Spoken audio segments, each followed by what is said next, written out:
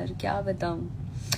सो अभी मैं फिलहाल अपने रूम में आ चुकी हूँ। बहुत ही अच्छा शो रहा, बहुत ही कम समय के लिए मैं लोगों के बीच जा पाई, बट जो प्यार पाया ना, मैं क्या बोलूं, निशब्द हो गई। बहुत प्यार दिया लोगों ने, बहुत बहुत ज्यादा।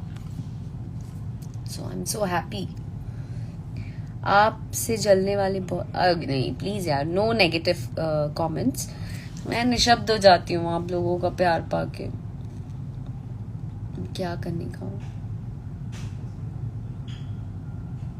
और इमोशनल भी हो जाती हूँ।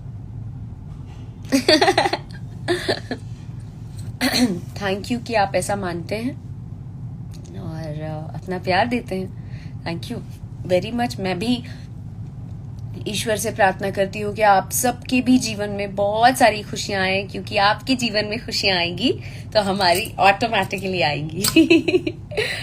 तो आई एम सो हैप्पी कि आज मैंने शो किया जिस